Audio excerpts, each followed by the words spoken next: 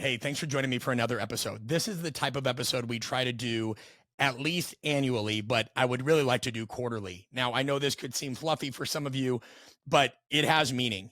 I want to encourage you, remind you, tell you, however, whatever word choice you want to use, to make sure that you are taking some time out to reach out to people in your community. Try to look at your calendar every week. Try to just go through your phone, scroll it, see whose name comes up, and reach out to 3 to 4 people a week just to check in on them. Literally, just to check in, see how they're doing. Obviously, people you genuinely care about. And the reason I say it is this: we live, and I'm firm on this, when they study this period of human history, 100 years from now, 1,000 years from now, they are going to discover and really be, it's going to be something that's edified. What a crazy time we live in terms of how much information noise comes at us. This is a tough time for many people. A lot of people's businesses are struggling. A lot of people are changing jobs. A lot of people are trying to find their way in their career. I mean, you look at this 300, 400 years ago, there wasn't a whole lot of question of what your purpose was, right? You either became a farmer, or you became a politician, or you became a teacher, or you were a tradesman, or you were a hunter. Now there's more people than ever before that just kind of feel lost, uncertain. Maybe they had a great career for a certain amount of time and they lost their job, or they pivoted professions, and they're really trying to find what they feel they're best in the world at, or they're trying to feel where they belong. Or maybe it's somebody that has had a bunch of kids and they've really been focused on parenting, but they feel like they've lost the professional version of their persona, or vice versa. It doesn't matter. My point is nothing catastrophic should have to happen for you to reach out to people in your network and just say, hey, I was thinking of you. It's been a while. I'd like to reconnect.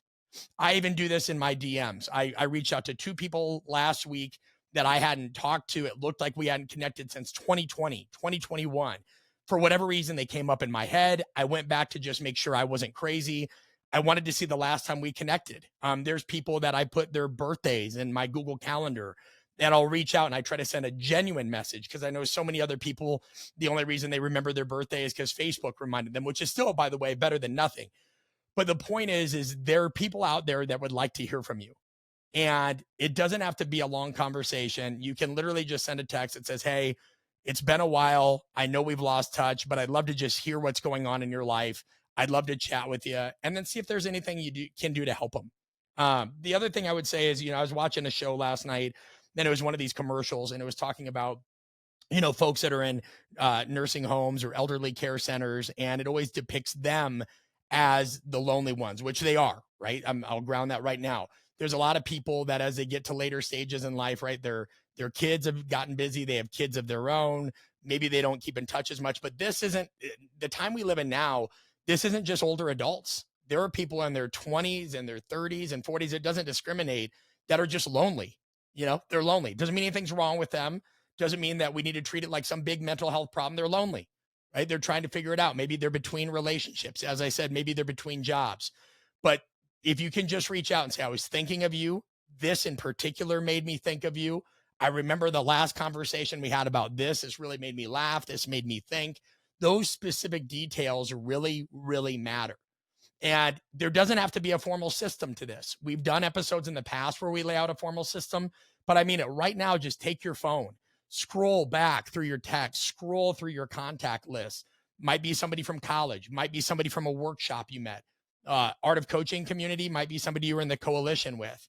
But please take the time to reach out to people. Let them know you're thinking of them. Nothing beats that. And also, if you're somebody that you just feel like, well, nobody reaches out to me, I could use a friend right now. There's nothing wrong with reaching out to people saying the same thing. I did this to a buddy, when I was kind of going through, the divorce. I just said, hey, I'm not sad about it in the way that you would think I was. I'm sad because, I miss kind of just having a companion. It's a weird transition. I'd love to just chat for a while. Or could you come over to the house? Could we, just have a conversation? Could we hang out? Because it was a quiet space for a while, right? When I was used to so much energy, especially having joint custody of Bronson, instead of having him around all the time, even though I have him the majority of the time, that was something I had to get used to. That was something I had to get used to. It doesn't even have to be that. Even prior to that, I would say, hey, I'm in the thick of rewrites for this book. I'm in my own head a lot. I would just like something to kind of be a pressure release valve. Would you like to get a movie? Or, I'll come to you. We can grab lunch. But nobody's going to come to save you. You've heard this before. Nobody's coming to save you. If you feel like you're on an island, you feel a little bit lonely, you feel like you could use just somebody to bullshit with or chat with, or reach out to somebody, ask them if they want to meet for lunch or coffee. There's nothing wrong or weak or any of that about that, right? The most fundamental aspect of human beings is that we are social creatures. That pertains to leadership, that pertains to life. Poorer communication is going to make everything in your life worse. It's going to make decreased connections, decrease happiness, decrease mental health, decrease self-efficacy. Communication is the linchpin of all human existence. And when we can't communicate, when we fail to communicate, we become less connected. And there's never been a worse time for that. Really, there hasn't. Write a handwritten letter. Do the uncommon things. Just your only homework is these two things. Reach out to somebody. Let them know you were thinking about them. Be honest and genuine in how you do it. And then also make sure that within the next 3 weeks, 2 weeks, week, whatever, you reach out to somebody and just say, hey, I could use a friend right now. I could use somebody to have a conversation with. I could just use some support in blank part of my life. I don't want to be a burden, but do you have some time? Right? Like fundamentally, if we forget how to ask for help and just share human emotions, we're in a rough spot. And those of you that are parents, you know how critically important this is to kids, but you need to make sure that you're doing it for yourself. And in our last newsletter, I wrote about how so many people confused. They think they're doing difficult things. They think they're getting out of their comfort zone when in reality, they're just doing the adjacent familiar. So for the person that loves working out and pushing themselves physically, going to do a triathlon or an ultra might be hard, but it's not really getting out of your comfort zone in the way you think because it's adjacently familiar. You still love straining yourself and stressing yourself physically. You like exercise, you like training. You don't have to, I get that you might not like a 100-mile race or a 50-mile race, but you do like strain and training yourself. So for somebody like that, opening up emotionally can be harder. Make sure that you're auditing what is actually difficult and outside of your comfort zone in your life, not just the adjacent familiar, and do it. And for many of us, that is just reaching out because we don't want to bother anybody. We don't know if somebody quit following us because they don't like us anymore. You have no idea. So don't worry about that. Just reach out and say, wanted to reconnect. Shoot, 10 people you reach out to may never connect with you. That's going to happen. That's going to happen. You can't take it personally. Not everybody's there. That would be like me taking it personally if somebody said they support our work, but they're not on the podcast or they're not on the newsletter. Maybe they support my work by buying the book. Maybe they've told 3 friends about our work that have come to our clinics. Don't personalize it. Just take action. Be a thoughtful individual. That stuff never goes out of style.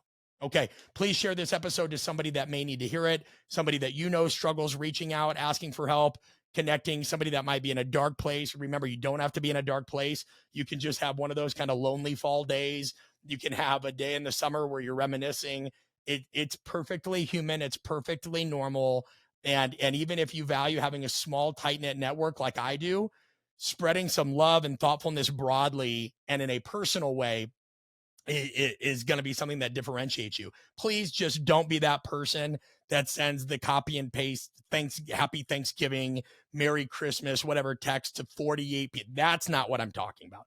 I'm talking about local, personal, genuine, not transactional. All right. Until next time, this is Brett Bartholomew for the Art of Coaching podcast. I hope to see you at one of our events soon. Make sure you're signed up for our newsletter at artofcoaching.com/begin. I appreciate you.